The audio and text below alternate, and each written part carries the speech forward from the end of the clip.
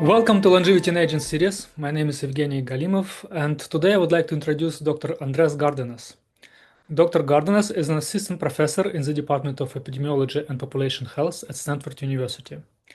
Dr. Cardenas' research is focused on molecular epigenetic biomarkers and the extent to which these alterations contribute to disease risks throughout the life course. His group employs a computational methodology and works on the intersection of chemical and social environments in shaping health and disease. Dr. Cardenas recently published a paper titled Exposome-wide Association Study of Environmental Chemical Exposures and Epigenetic Aging in the National Health and Nutrition Examination Survey. So, Andres, could you please tell us more about your background and how you became interested in studying the effects of exposome on aging? Yeah, thank you so much for having me. And it's a pleasure to chat about the paper. So yeah, I'm an environmental epidemiologist. I use molecular tools to try to understand how the environment affects health and disease susceptibility.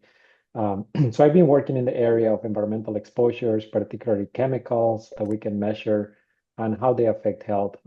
We started getting interested in epigenetics, of course, because these are biomarkers that are influenced by environmental exposures independent of the genetic background of individuals.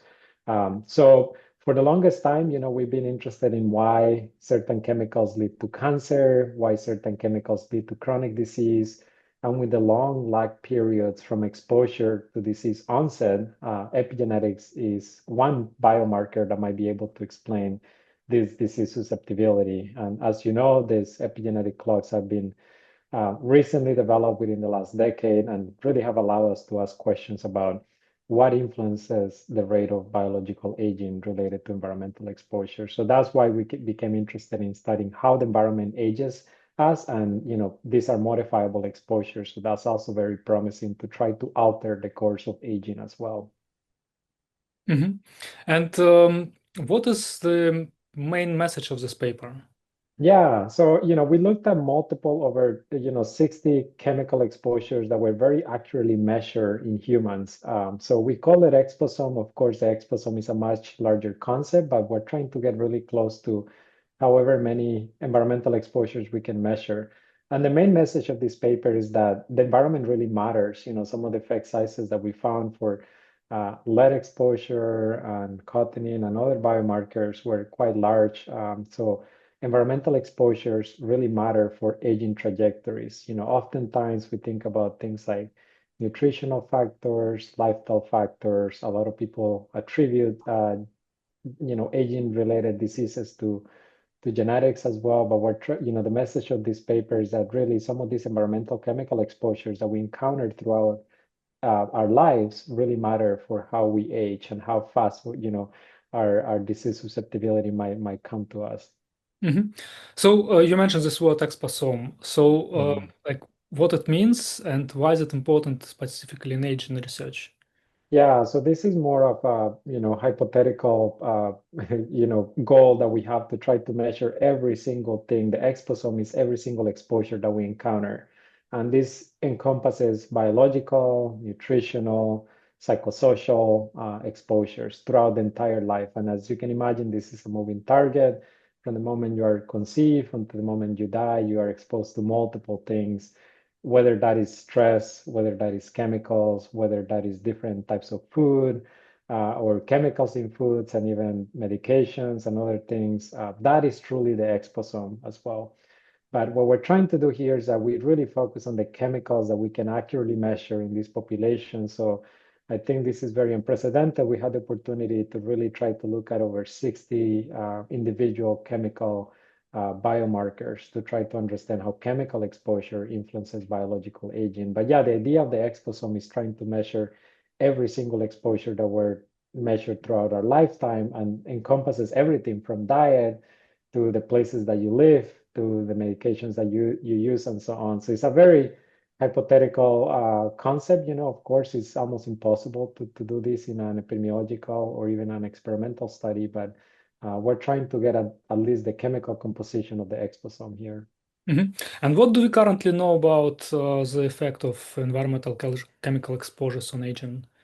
Uh, Yes, yeah, so this is a great question. For the longest time, I think one of the consistent findings, at least from the literature is smoking. And, smoking is one of the biggest risk factors for multiple diseases. And this has made it into the clinic, right? When a patient comes into a clinical setting, one of the questions is, are you a smoker? If not, did you smoke in the past? And how much did you smoke? So they can risk stratify you. Um, Historically, that has been an exposure that has been well studied, but we're trying to move the needle to try to move to other things. For example, do you live in a place with high levels of air pollution? Or do you live in an area where it's known to have, environmental exposure to, say, arsenic in drinking water or PFAS in drinking water or other chemicals, or lead has been one historically exposure that has been studied mostly in children and pregnant women. But now, we're trying to move to that precision medicine initiative to try to understand what people are exposed to and how we can prevent those exposures to improve health and disease. The same way we screen for smoking, maybe in the future, perhaps now we can start screening for different environmental exposures too. Yeah, sounds exciting.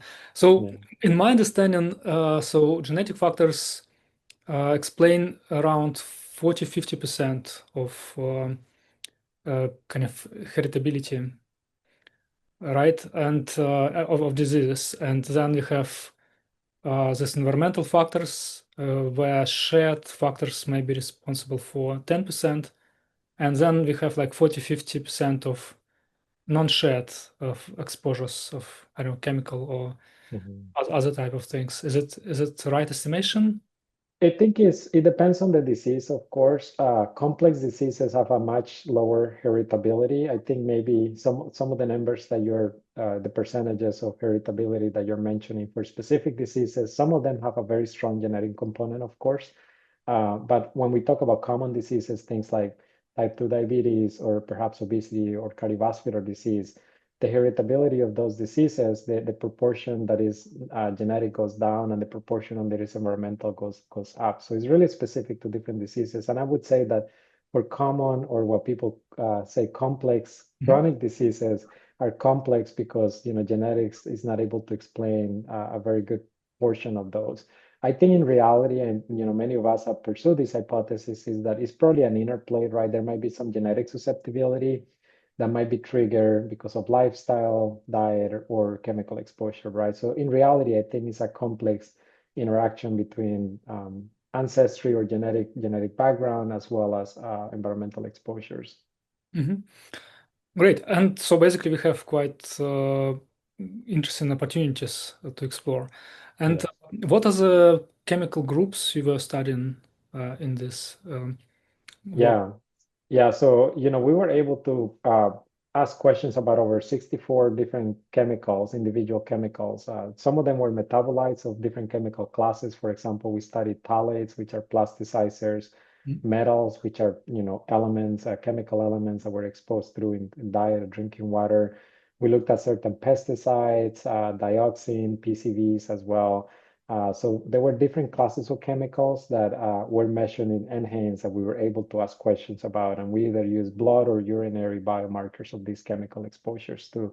So yeah, that was very exciting to have this resource to be able to ask questions about all these different chemical classes at once. Great. And well, obviously, this paper relates to aging. So you were measuring epigenetic age. So let's discuss this maybe. How do you define Mhm. epigenetic age? How is it different from chronological age? Yeah, so epigenetic age tries to get at the concept of biological aging, of course. So we all know that there's a chronological age is from the moment we're born. We keep track of with different calendars, of course, and then with calendar years, we try to keep track of age in years. So pretty much all of us know down to the date, and if you really wanted to find out, maybe down to the hour, how old you are from the moment that you were born. And you can even track back to potentially the moment from conception onwards. But so the idea of epigenetic age is trying to develop a biomarker that tracks to chronological age. So it tries to mimic or at least correlate with chronological age. But because it's built from these epigenetic biomarkers, so DNA methylation biomarkers through our genome, the idea is that it tells you something about the biology of aging as well. And there has been multiple studies showing that this concordance between these two, so how fast you're going epigenetically compared to how fast you think you're going chronologically, or this epigenetic age deviation, people also refer to this as epigenetic age acceleration. So it's the difference between your epigenetic age and your chronological age, gives you a sense of disease risk.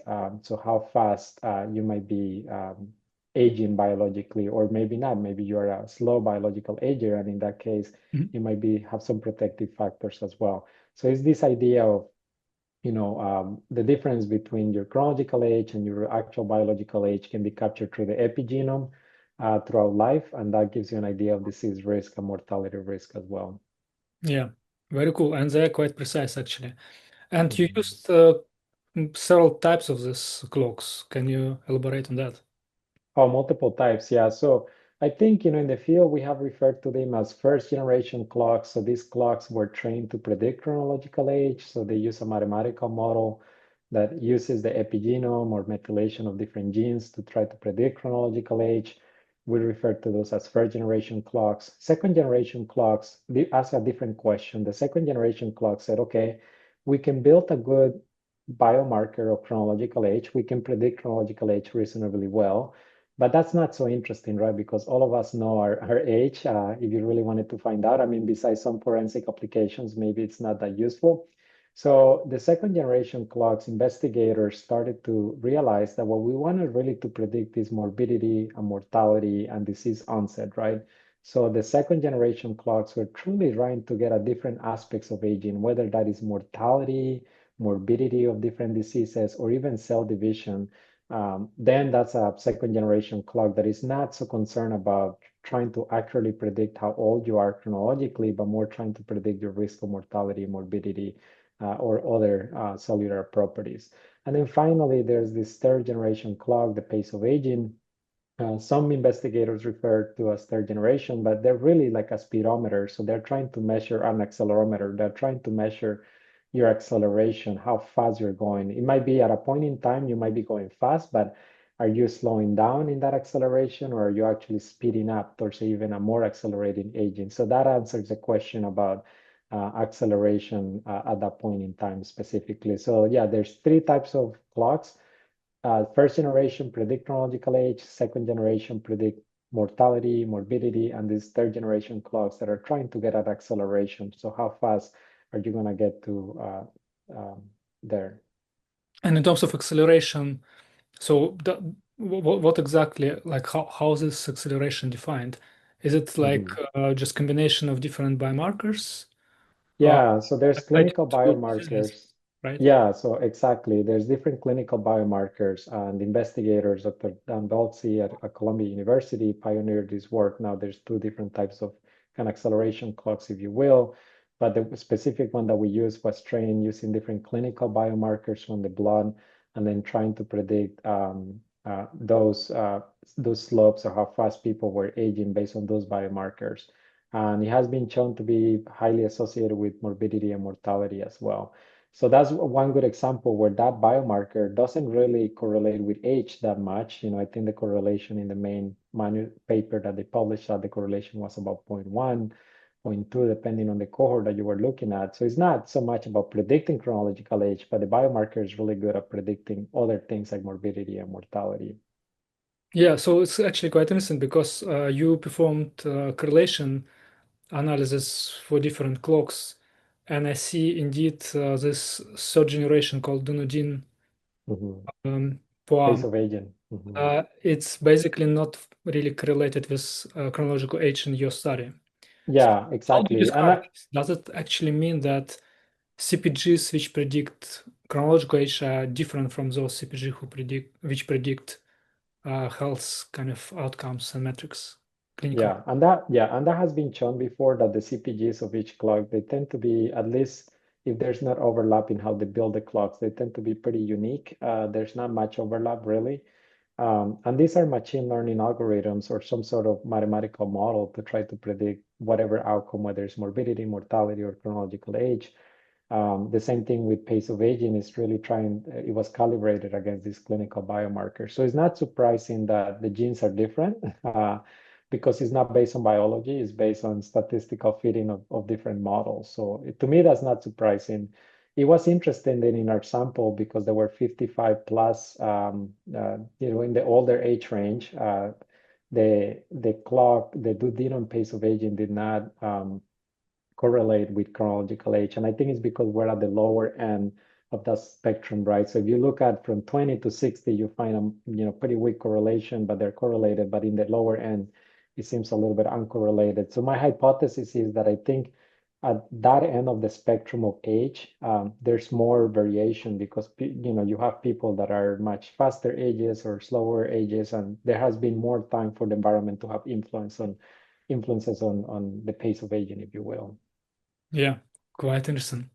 And basically, you got this data from the big survey data set. Can you tell a little bit about that? Yeah, this is a very unique resource. So NHANES, which stands for the National Health and Examination Nutritional Examination Survey, is a survey conducted in the US about every 2 years. It's in a 2-year cycle. But what happens is that the CDC, the Center for Disease Control, goes around the country. They make a stratified design to make sure that they come up with a representative sample of the entire US at that point in time.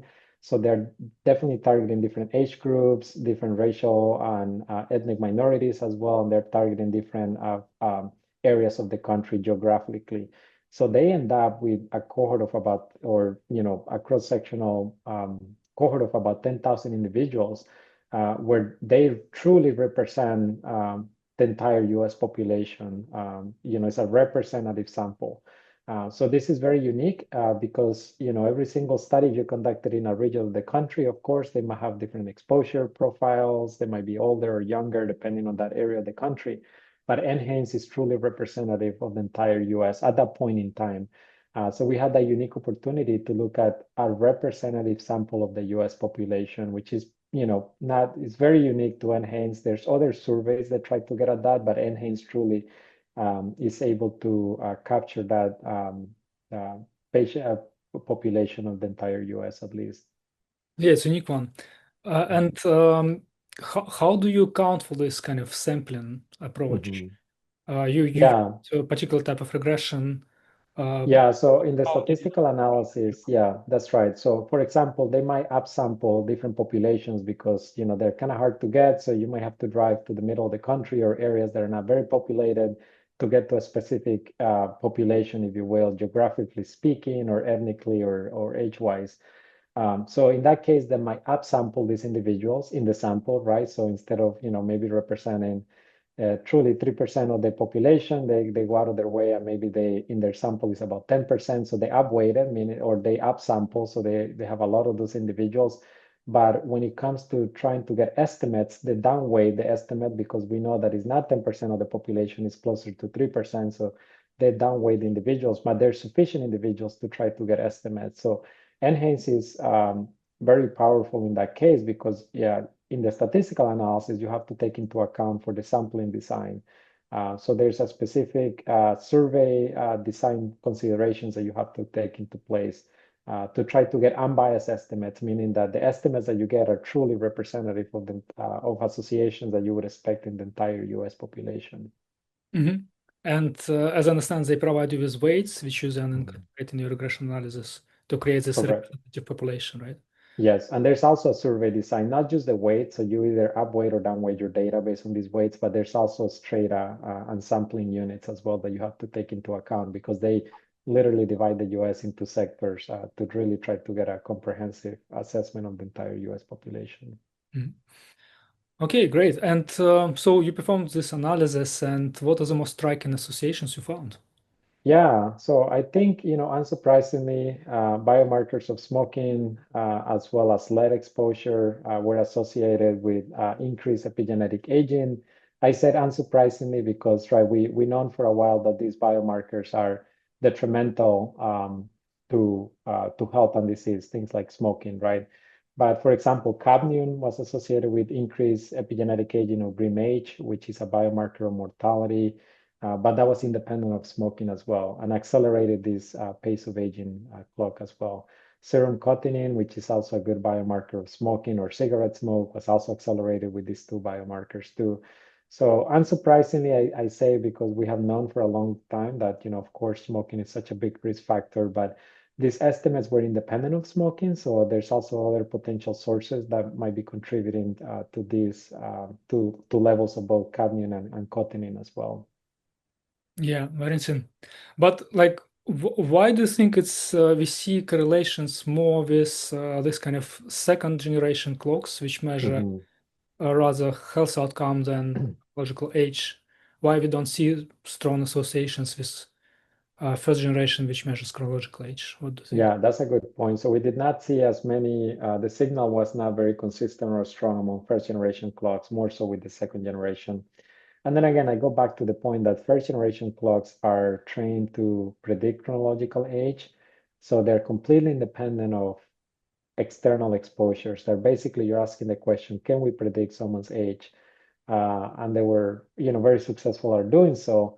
But the second generation clocks are more calibrated to predict mortality and morbidity. So in a sense, we expect things that matter for health and disease to hopefully have more correlation or have a better strength of association um, with known factors that influence mortality and morbidity. So I think this is the case where the field has evolved to calibrate the second and third generation clocks that are more accurately reflecting of disease risk, if you will, compared to first generation clocks. So I was not super surprised that we didn't see too many associations with first generation clocks because they're really not calibrated to predict mortality and morbidity. Mhm. Okay. And did you see any surprising things? Like, were there any exposures you expected to find associations with but didn't? Yeah, I think one surprising finding in the paper is that we did see negative associations, so meaning age deceleration, which in the field has been thought to be beneficial, right? If you're able to slow down the clock, you think that's beneficial. Specifically with PCB and dioxin. Dioxins are one specific dioxin type. They're known to be very toxic, these PCBs and these dioxins as well. So I was completely expecting to see age acceleration. But we found the opposite, at least, and the signal was very consistent and it passed multiple testing. So I don't think it was a fluke finding. We posed the hypothesis that some of these compounds has been shown to be hematotoxic, meaning that they target the leukocyte lineage. So if you are killing off the white blood cells of the leukocytes, and then you're producing new leukocytes to replace these older leukocytes that have been targeted by these environmental exposures, maybe you look biologically younger, but that's not necessarily a good thing. And I think this is a good time to remind people, and also as a warning that not everything that influences aging might be good or bad, right? For example, in this case, dioxin and the PCBs were associated with deaccelerated aging. There's multiple toxicological and epidemiological data showing the toxicity of these compounds, so I don't think it's a good thing, right, to be exposed to them. But there might be something else underlying the biology of it. For example, influence cell replication or how fast cells are dividing too. And this is one of the counterintuitive findings too for telomere length. Like we know that longer telomere length might be associated with cancer risk. And, we used to think that longer telomere was a good thing, but in cancer cells, that doesn't seem to be the case. Yeah, very interesting. And you also saw that some compounds like alcohol or Mm. ODMA, which are metabolites of soy, also associated with lower epigenetic age acceleration. What do you think is happening there? Yeah, we were excited about that finding because these are flavonoids and qual too that, dietary factors. Qual specifically, I believe, is like a estrogenic compound that targets some, it has some endocrine effects. So I also think these findings are interesting to pursue. They did not, these were unadjusted. So once we adjusted for other potential confounders, the association disappeared. We have to think a little bit careful because the design of the survey is cross-sectional, so we were not able to establish causality here. Mm. We were only able to describe associations, but it might have some protective effects. So yeah, we're very interested in the effect of diet, but at least in that specific case, the analysis did not survive confounder adjustment.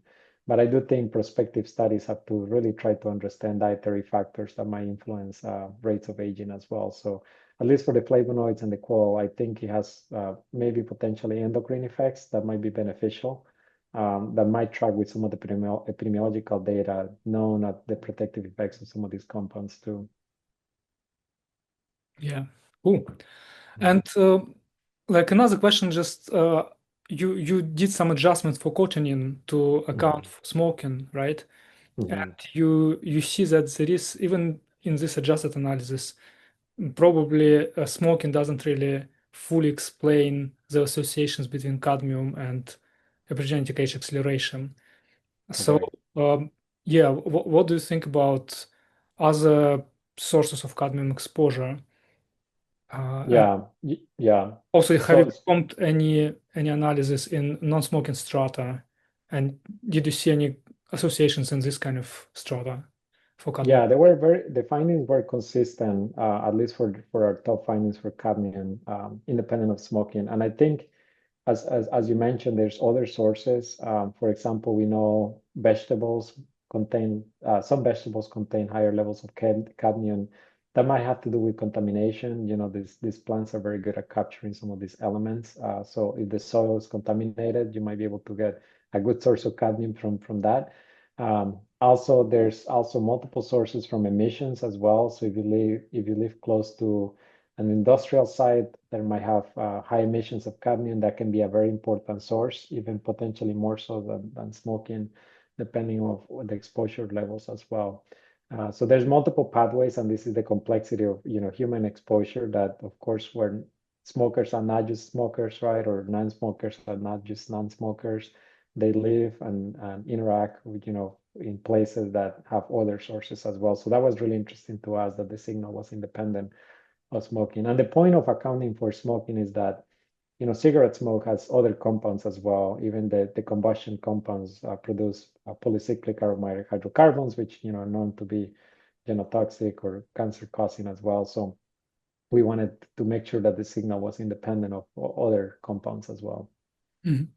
And talking about this kind of difficulties in differentiating signals, I guess these exposures are quite correlated. So how much can we be sure that we found some associations, but as actually it's kind of true association. It's not driven by some correlations with other exposures.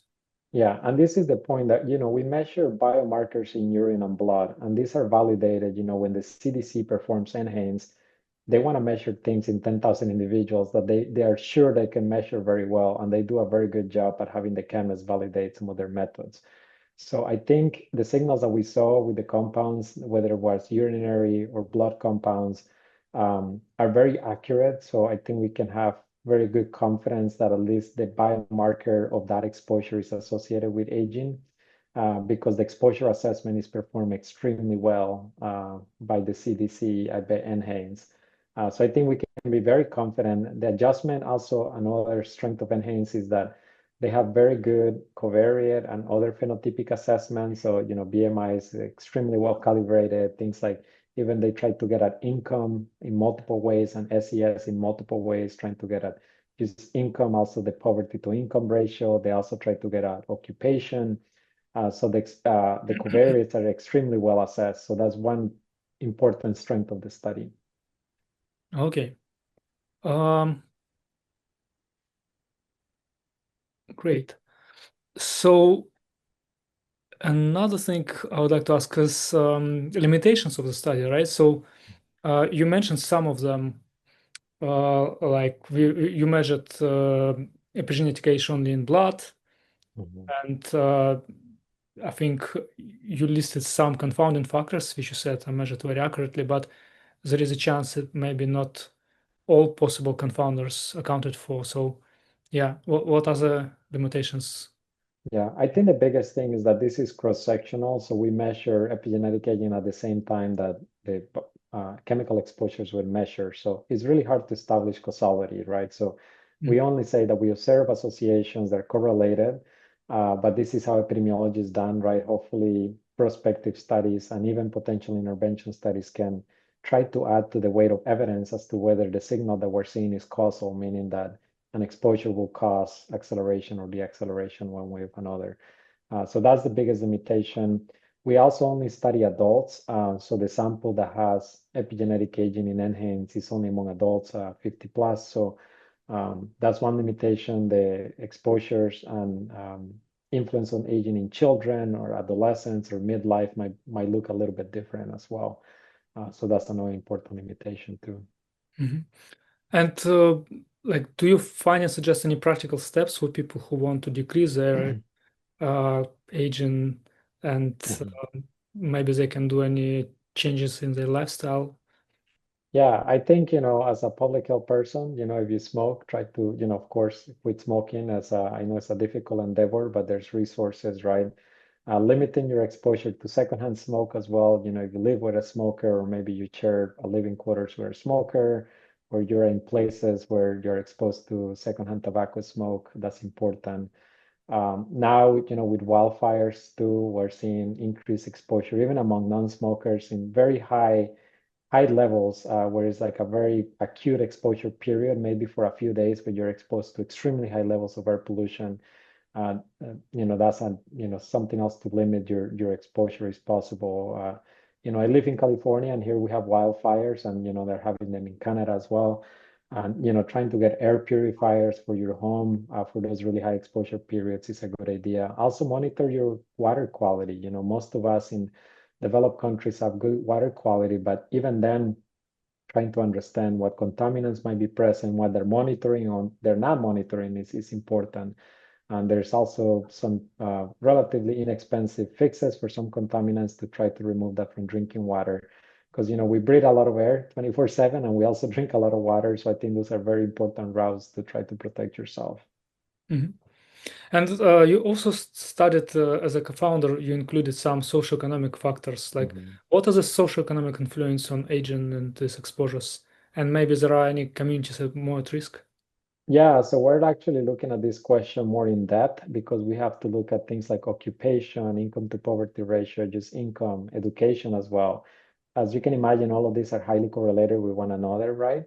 But we're trying to understand this more in depth. From other research, we have known that individuals of higher income appear to have the accelerated aging, and that might be because of multiple reasons. But we have also looked at health insurance, seems to be a protective factor as well. So if you have health insurance, and depending on the type of insurance as well, as you can imagine, you have better services and better access to different things. So there's many SES contributors, and we're trying to look at this question in more detail and more nuance to try to disentangle. Is it truly education? Is it just income? Is it just your income relative to the poverty line that really matters? Or is it just the insurance, which at least in the US is very tied, health insurance is tied to having a job or your type of, occupation as well.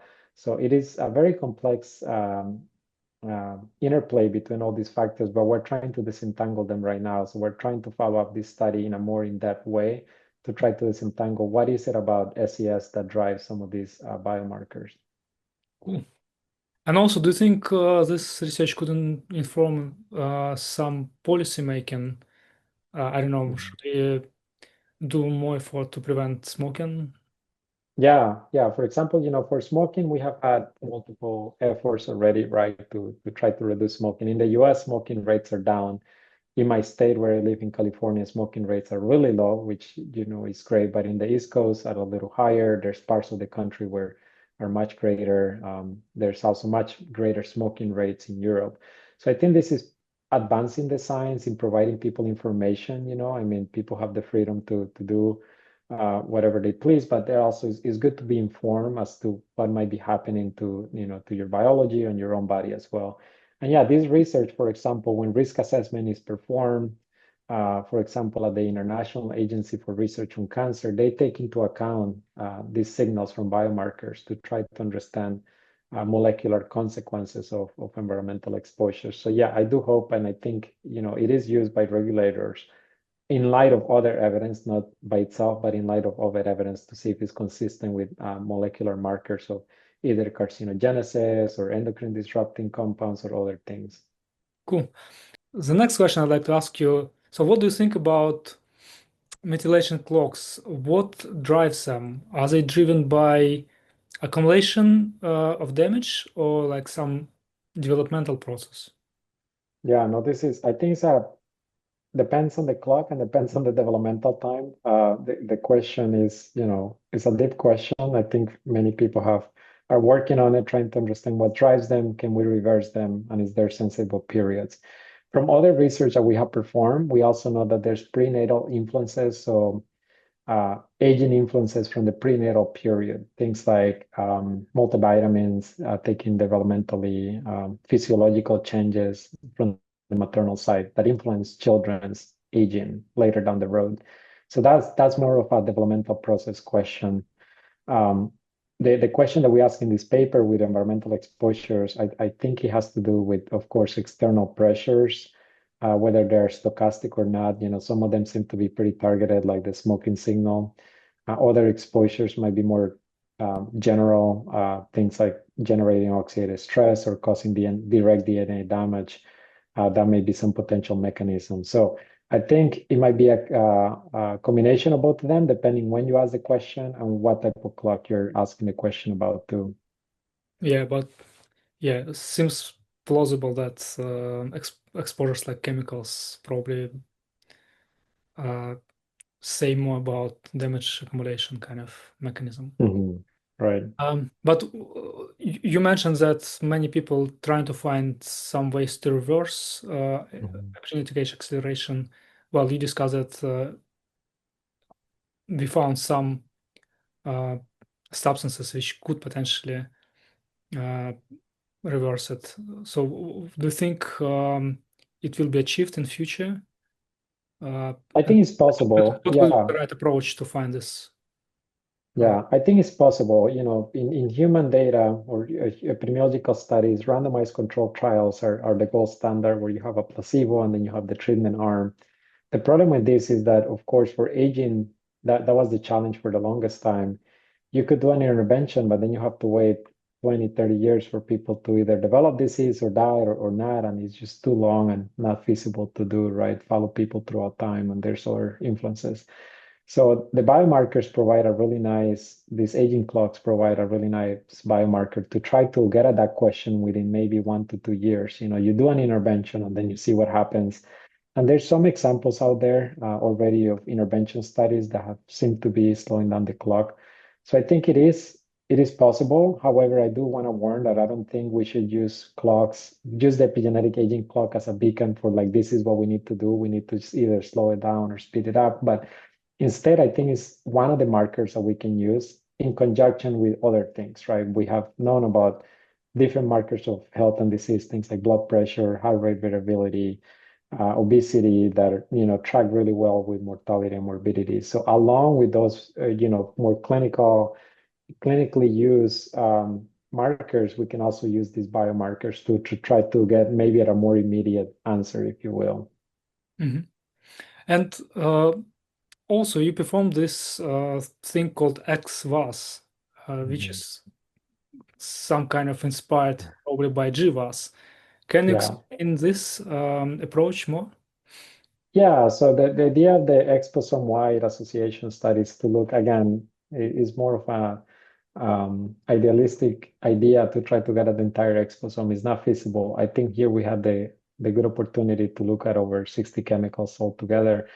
But the idea is to look at the entirety of all the exposures that you might encounter, and then looking at some outcome, whether it's disease, in this case, biological aging or epigenetic aging. So that's the idea of it, and it's different from GWAS. The GWAS is looking at the entire um, genome-wide association analysis, meaning that you're looking at the entire genome or genetic variation across the human body. In this case, the idea is to look at the entire exposures, if you will, or all the exposures that you have encountered throughout at a point in time and look at that with disease. So it's more of an ideal an ideal case that we would like to aspire to, but of course is not feasible, at least at the moment. And I guess it's much more difficult to do because genome is not changing thing, but environmental exposure is changing all the time. So you have a Yeah, snapshot of that, right? Correct. They change over time, they change in intensity, concentration. So it's a moving target where, as you mentioned, the genome is static, so it's a little bit easier or more feasible to implement. So how do you see the role of this exposome science evolving, specifically Yeah, longevity field? yeah, there's new technologies where, for example, these 60 chemicals probably took over 40, if not 30 protocols, different, machines to try to measure these chemicals, different media like blood, urine, different runs, lots of tubes of blood and urine collected from one person to try to get out all these chemicals, right? But the technology is getting better now that you can actually measure multiple environmental exposures with a single sample, if you will, biological sample. So the chemistry is evolving and is getting better. There's also methods to get at the internal and external exposome. The internal exposome is trying to understand metabolites, for example, of chemicals, but also internal metabolites that the cells might produce or are part of a specific biological pathway. And also you get the external exposure. So as the chemistry gets better and better, I think we're going to be getting a little bit closer or trying to understand all the environmental exposures. Cool. And like in some emergency scenario, if you have unlimited resource, so like let's be realistic to some extent. Like what Yeah. experiments would you do? Yeah, we're trying to do this, right? I mean, there's never unlimited resources, but we're trying to follow cohorts that have existing biosamples, right? So they have biobank samples for over 20, 30 years.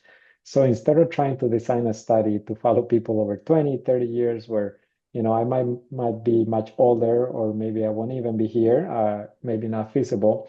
We're trying to go back to the freezers for these epidemiological studies where they collected samples, in the 80s or even 70s, and these samples are sitting in freezers. So trying to go back in time, measure things, and then prospectively ask the question, do these exposures influence aging, influence mortality and morbidity prospectively over decades, right? Because that's what we care about, right? We care about whether someone develops health and disease over the period of their life, as opposed to whether this influence epigenetic aging right away. I mean, it's a good biomarker, and we're trying to understand. The other thing that we're trying to do as well is trying, as you mentioned, intervention studies are pretty important. So, for example, I'm working with a colleague where she has an intervention study of HEPA filtration, so trying to filter air inside the home to reduce pollution, but not only pollution, also allergens that are floating in the environment.